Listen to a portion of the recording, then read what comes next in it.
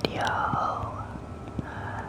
In this video, I will be reading some random and unusual locations courtesy of the wiki page, the unusual wiki page, which I will link down in the description so you guys can check it out if you want to. But yeah, I have not read any of these, so I don't really know a lot of them. I just picked out the ones that I thought that were interesting from the main page. But yeah, let's take a look at some of these weird places, and hopefully you'll be intrigued, like I am. Okay, anyways, without further ado, relax, sit back. That is not the right order, but I hope you enjoy the video. Okay, so the first unusual article, or actually unusual location, is the Spite House, or a Spite House. A Spite House is a building constructed or substantially modified to irritate neighbors or any party with land stakes. Because long-term occupation is not the primary purpose of these houses, they frequently have strange and impractical structures. Purpose: Spite houses may deliberately obstruct light or block access to neighboring buildings, or might be flagrant symbols of defiance. Spite houses, as well as spite farms, are considerably rarer than spite fences. This is partially attributable to the fact that modern building codes often prevent the construction of houses likely to impinge on neighbors' views or privacy. Examples: the city of Antioch, Khosrow.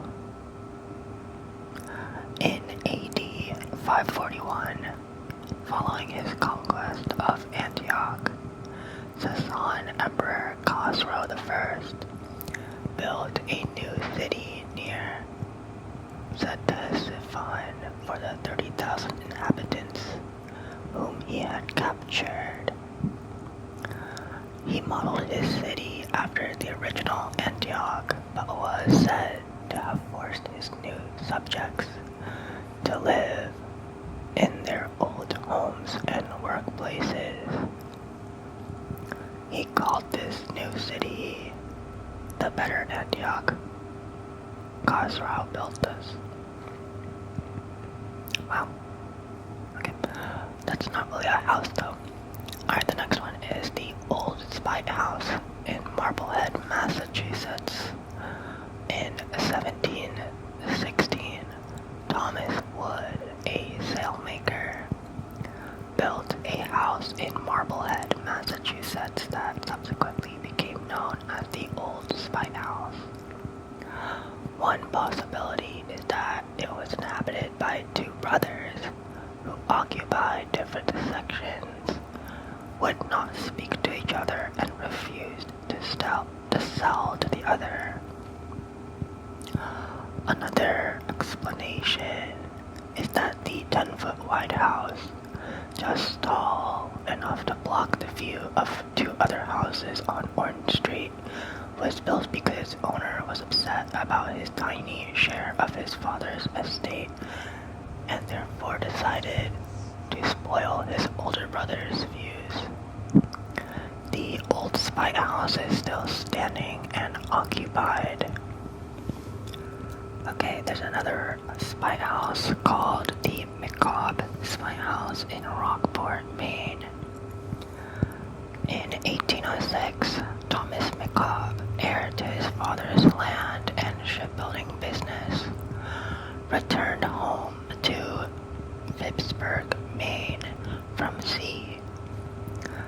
discovered that his stepbrother Mark had inherited the family mansion in the wilderness. Upset about his loss, McCaw built a house directly across from the McCaw mansion to spite his stepbrother. The National Park Service photographed and documented the 1925 move of the McCaw house to Dead Man's Point in Rocksport, Maine. Oh, they moved it. Okay, alright. Wow. Okay. Basically a bunch of silly buildings to annoy other people. Kind of interesting, kind of silly. Okay, next one we have recursive islands and lakes. A recursive island or lake, also known as a nested island or lake, is an island or a lake that lies within a lake or an island. It's like an island on a lake that has another lake in it that has an island. Okay, that's probably a bad explanation. An island that lies within a lake or an island. Okay, it's like recursive. Small continental land masses such as Madagascar and New Zealand count as islands, while large continental land masses do not. Islands found within lakes in these countries are often recursive islands because the lake itself is located on an island. Alright. There's some interesting examples of this. But yeah, they have a lot of different examples on Wikipedia, way too many to go through. So I'll probably just leave it at that. Okay, the next strange Wikipedia article location is Jacob's Ladder in St. Helena. Jacob's Ladder is a Grade 1 listed staircase leading from Jamestown, St. Helena, up to the side of Ladder Hill to Ladder Hill Fort. The name is a reference to the biblical Jacob's Ladder, a ladder extending to heaven. The ladder is all that remains of a cable railway that was built there in the early 1800s. Its tracks and cars were later removed, although the stairs have remained in place and have become a tourist attraction connecting Jamestown and the suburb of Half Tree Hollow at the top of the hill.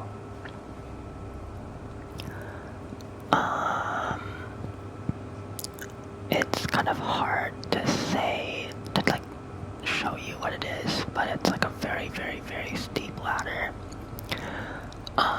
Designed by the local engineer J.W. Orr.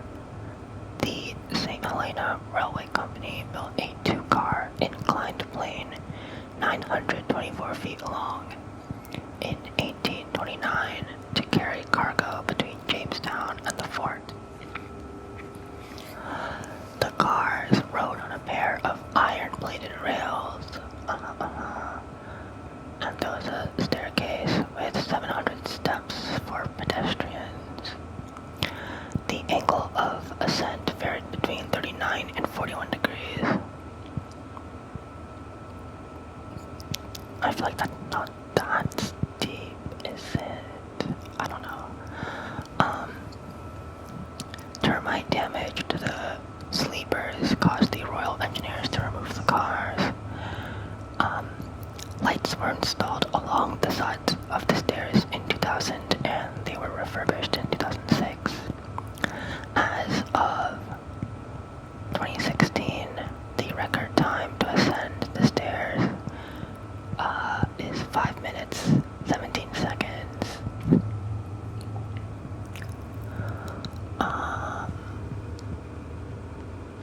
Yeah. Okay. A very steep staircase. Jacob's Ladder. Alright. Next one we have the Mauritania Railway. The Mauritania Railway is the national railway of Mauritania. And Mauritania, by the way, is south of Western Sahara, so Africa, like the west coast of Africa. If you didn't know, okay, I didn't know. So, anyway, okay. Where was I? It consists of a single 700-kilometer railway line linking the iron mining center of Surat with the port of Naudibu. I'm sorry, I can't. Okay, cool. Okay, basically the reason why this is unusual is because it's the only railway in the entire country. But it also has like the longest and heaviest trains in the world on this one single railway. The line was a success and provided a major portion of Mauritania's GDP. As a result, the line was nationalized in 1974.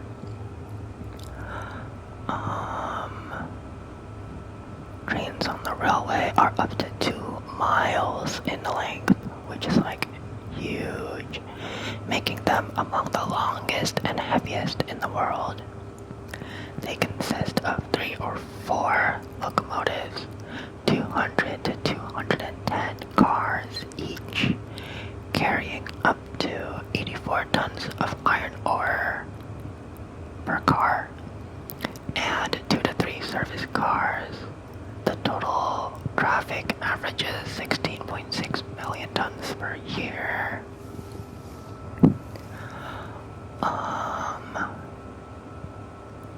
Interesting. Okay. There are also passenger cars that sometimes are attached to these trains. But often passengers simply ride on top of the ore hopper cars freely. Conditions for these passengers are incredibly harsh, with daytime temperatures exceeding 40 degrees Celsius and nighttime temperatures approaching freezing. Because it's a desert, yikers. Okay, well, quite the train. Quite the train. Okay. Next we have a place called Oklo, which is a region near Franceville in the province of Gabon. I have no idea where this is. I'm gonna look it up. Hold on. Gabon. Okay, also on the west coast of Africa. Okay. History. Gabon was a French colony when prospectors from the French Alternative Energies and Atomic Energy Commission discovered uranium in the region in 1956. France immediately opened mines to exploit the vast mineral resources, and the state of Gabon was given a minority share in the company. Interesting. Okay. Some of the mined uranium was found to have a lower concentration of uranium-235 than expected, as if it had already been in a nuclear reactor. When geologists investigated, they also found products typical of a nuclear reactor. They concluded that the deposit had been in a reactor, a natural nuclear fission reactor, around 1.8 to 1.7 billion years ago, in the Paleoproterozoic era, during Precambrian times, during the Statherian period, and continued for a few 100,000 years, probably averaging less than 100 kilowatts of thermal power at the time. Wow. So yeah, the only known example of a naturally occurring nuclear reactor, which is so interesting to think about. Okay, the next one I have is the Darvaza gas crater some of you might have already seen like pictures of this. I definitely have. So the Darvaza gas crater, also known as the Doors to Hell or Gates of Hell, is a burning natural gas field collapsed into a cavern near Darvaza in Turkmenistan. Hundreds of natural gas fires illuminate the floor and rim of the crater. The crater had been burning since the 1980s. How the crater is formed is unknown, but engineers ignited the crater to prevent poisonous gases from spreading. Okay. The gas crater is near the village of Darvaza in the middle of the Karakum Desert, about 260 kilometers north of the capital of Turkmenistan. It has a diameter of 200 to 230 feet and has a depth of about 100 feet. Wow. And it's just been burning forever and forever. You've probably seen a picture of it. It looks very intense. Yeah, but that's about it for that one. Okay. The next one is the Broomway, also formerly called the Broom Road, is a public right-of-way over the foreshore at Maplin Sands off the coast of Essex, England. Most of the route is classified as a byway open to all traffic, with a shorter section of bridleway. When the tide is out, it provides access to Foulness Island and was the only access to Foulness on foot, and the only access at low tide until a road bridge was built over Havengor Creek in 1922. At over 600 years old, the Broomway runs for 6 miles along the Maplin Sands, approximately 400 meters from the present shoreline. It was named for the brooms, bundles of twigs attached to short poles, with which the route was once marked. A number of headways or hearts ran from the track to the shore, giving access to local farms. The track is extremely dangerous in misty weather as the incoming tide floods across the sand at high speed, and the water forms whirlpools because of flows from the River Crouch and River Rouge. Under such conditions, the direction of the shore cannot be determined. Ooh, a little scary. After the road bridge was opened in 1922, the Broomway ceased to be used except by the military.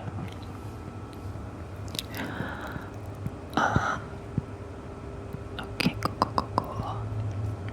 I think I saw, I'm not 100% sure, but I think I saw a video by, that one science YouTuber. I don't know who it was. I forgot, but he's like a really big science YouTuber. And he made a video on this Broomway where he like walked across it. It's basically like this very sketchy path that goes into the ocean, and it's like really weird. The path is like barely even a path. It's like more like a bunch of mud and sand that you can stand on, that goes like across like a part of the ocean. Hard to explain, but like imagine a bridge across a bunch of water that's like barely above the water, and it's consisted of only mud and sand, and it has access like only at a low tide. So if it's high tide, you're gonna die. And the entire path is marked by like sticks that come out of the ground. That's why it's called the Broomway. So yeah,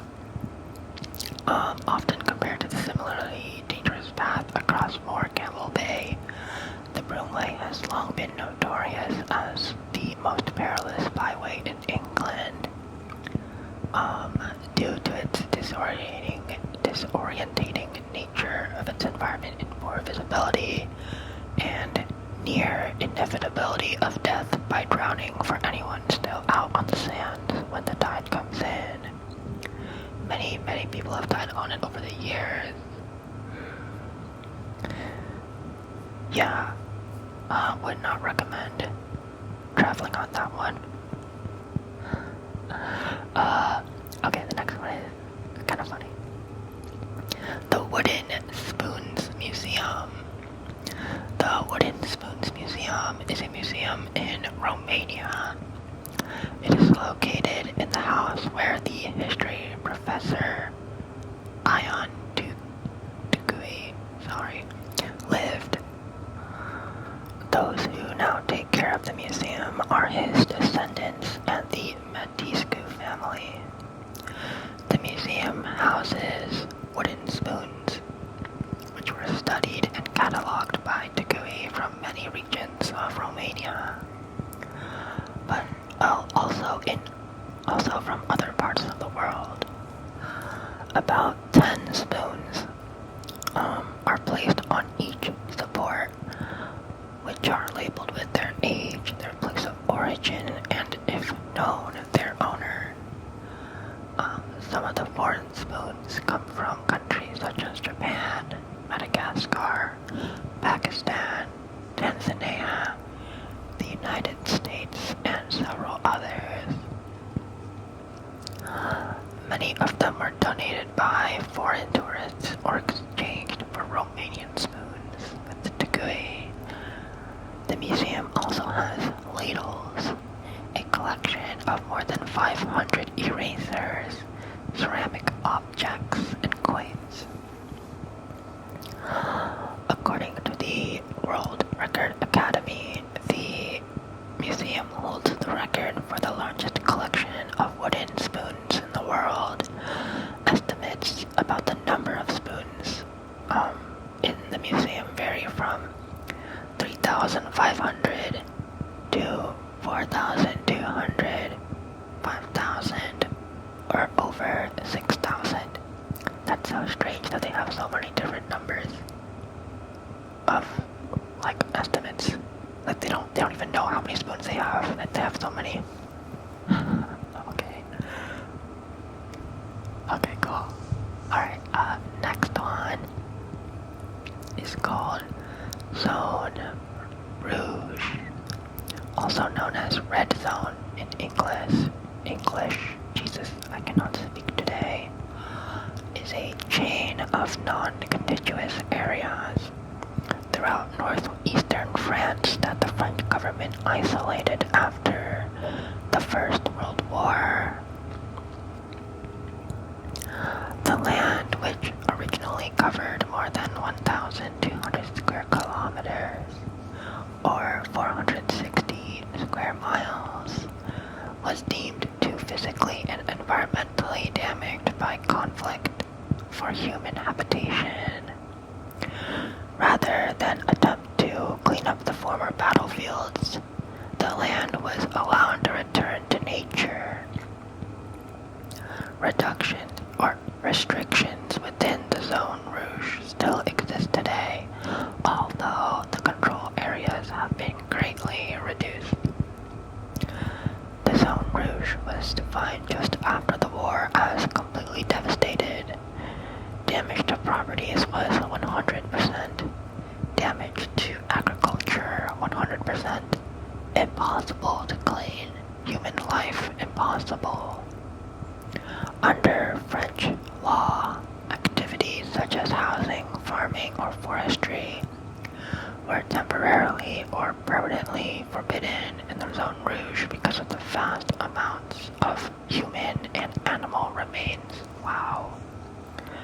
And millions of items of unexploded ordnance contaminating the land. So artillery shells and bombs and stuff that never exploded. That's very scary. Some towns and villages were never permitted to be rebuilt after the war. Main dangers: the areas are saturated with unexploded exploded shells, including many gas shells, grenades, and rusting ammunition. Soils were heavily polluted by lead, mercury, chlorine, arsenic, various dangerous gases, acids, and animal remains. The area was also littered with ammunition deposits and chemical plants. The land of the Western Front is covered in old trenches and shell holes.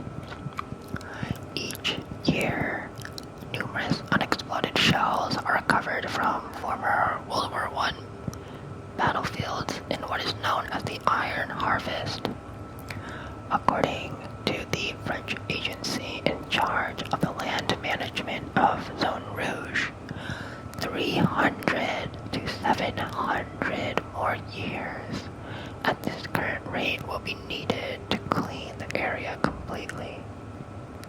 Well, that is quite the amount of time. Some experiments conducted in 2005 and 2006 discovered up to 300 shells per hectare, or 120 shells per acre, in the top 6 inches of soil in the worst areas. Areas where 99% of all plants still die remain off limits, as arsenic constitutes up to 176,000 milligrams per kilogram in the soil samples. Okay, the next unusual place is the smallest house in Great Britain, also known as the Quay House, located in Conwy, Wales. It is reputed to be the smallest house in the United Kingdom. The minuscule home was built in the 16th century and remained in use until 1900, when the tenant was a 6' 3" fisherman named Robert Jones. Why though? Okay. The rooms were too small for him to stand up in fully, and he was eventually forced to move out when the council declared the house unfit for human habitation, along with a number of properties. The house is owned by the landlord's descendants, the landlord being a man also named Robert Jones. Apparently he was unrelated to the original Robert Jones, having been passed to female relatives since Robert's sons showed a lack of interest in the business. After some persuasion by the then author of the North Wales Weekly News, the editor toured the United Kingdom in order to declare the house the smallest house in Great Britain. Architecture: the house has a floor area of 3 by 2 meters or 10 by 6 feet and is painted red. It's like a very Great Britain red, like the bright royal red color. It stands near the Conwy Castle walls. The ground floor is devoted to the living area with room for coal and an open fire. How is that even possible? It's basically got a fireplace and also water and stairs. How? I am so confused right now. Okay, it has a water tap tucked behind the stairs, and the upstairs holds the cramped bedroom, which also comes with a small niche for storage. Wow. So it actually has 2 floors. That's crazy. Tours of the house occur daily. Tours? Really? Like a tour? Well, I guess, I don't know. You wouldn't really be touring very much though. It's like really, really, really, really small.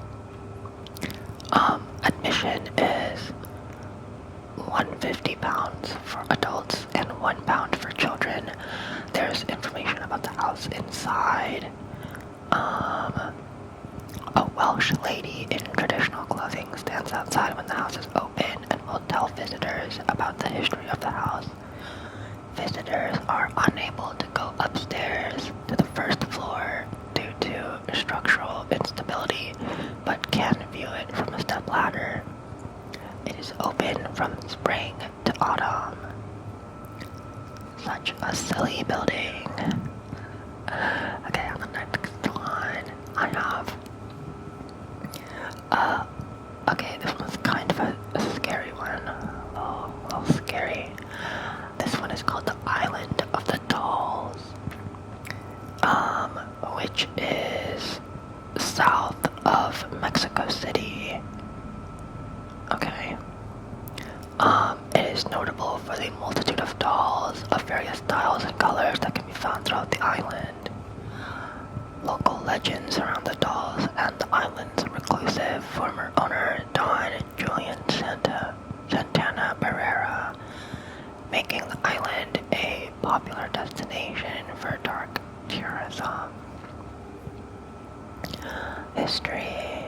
In the mid-20th century, Barrera began to collect dolls and hang them around the island. Just for context, since you guys can't see the picture, these dolls are like the creepy dolls. They're not like any fun dolls. They're like the straight up creepy vintage ones. They're actually really creepy. The island gained notoriety in 1943 when Mexican director Emilio Fernandez used it as the location of the film Maria Candelaria. I'm guessing that's like some kind of like a thriller or horror movie, or something like that. I don't know. After Barrera's death in 2001, his family opened the island to the public as a tourist attraction. In addition to the hundreds of dolls, the grounds host 3 huts, a small museum with articles from local newspapers about both the island and the previous owner. In the one-room hut Barrera slept in, the first doll Barrera collected is displayed, as well as Augustina, his favorite doll. The Island of the Dolls is accessible to the public by gondola-like boats referred to as trashineras. Most rowers are willing to transport people to the island, but there are also those who refuse to out of superstition. The journey often includes a tour of the ecological area, Axolote Museum, Apetlago Canal, and some other places. Okay. Legend. Barrera is said to have come across the body of a young girl floating in the canals or failed to save her from drowning. The next day, Barrera found a doll drifting down the canal. But this is like the myth behind the island. Barrera found a doll drifting down the canal, believing it belonged to the girl. He hung the doll from a tree in her memory and as a talisman to ward off evil spirits. It is sometimes claimed that Barrera found a second doll in the canal the next day. It is speculated that after her death, the young girl's spirit haunted the island, and to appease her, Barrera began scouring the trash and trading produce from his garden in exchange for more dolls. Evidence of the girl's existence has yet to be reported. Very spooky place.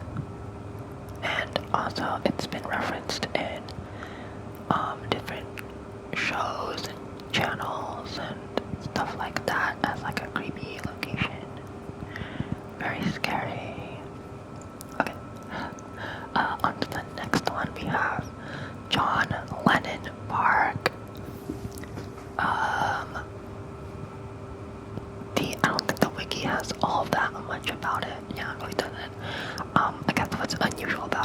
that it's called John Lennon Park because there's a statue of John Lennon in the park.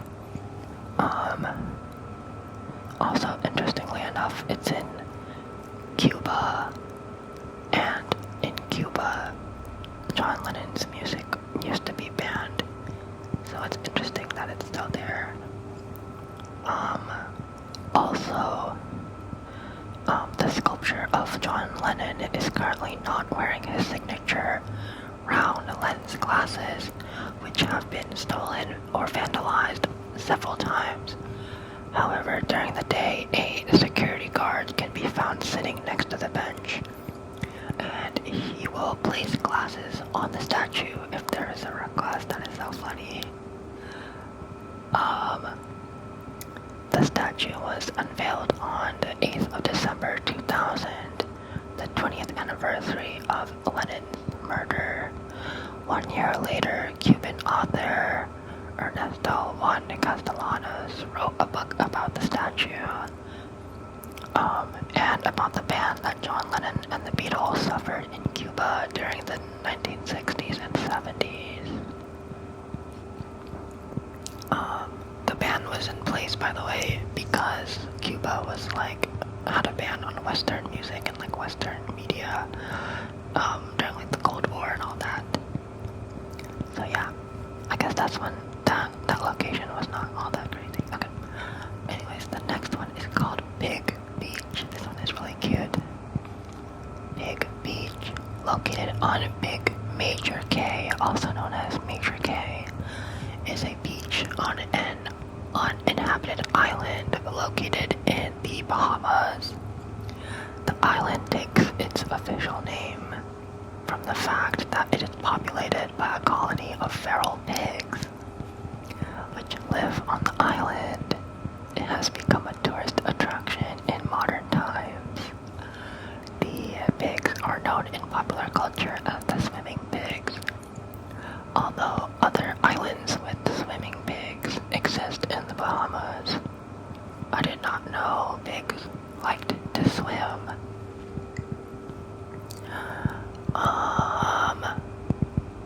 A single factual account of how the pigs ended up on the island does not appear to exist. Some say the pigs are said to have been dropped off by a group of sailors who never returned. Another legend has it that the pigs were survivors of a shipwreck and managed to swim to shore, while other accounts claim the pigs had escaped from a nearby island. Very funny. Yet others suggest that the pigs were part of a business scheme to attract tourists to the Bahamas. Modern day, the pigs are now fed by residents from neighboring islands and by tourists. And the island is unofficially known as Big Beach by both locals and tourists. Wow. Very cool. It looks really cute. It's like a little pig swimming around. Alright. Okay. The next location that I have is the Norfolk Southern Gregson Strait Overpass. You have probably seen videos of this. Also known as the 11'8" bridge or the Can Opener Bridge. I have definitely seen many videos of this guy. This is a railroad bridge in Durham, North Carolina in the United States. Built in 1940, the bridge allows passenger and freight trains to cross over South Gregson Street in downtown Durham and also functions as the northbound access to a Amtrak station. The bridge was designed in the late 1920s with a clearance for vehicles of 11 feet 8 inches, the standard clearance height when it opened. Since 1973, the standard clearance for bridges was increased to a minimum height of 14 feet. Although bridges constructed before this date were not required to be rebuilt to meet the increased clearance requirement.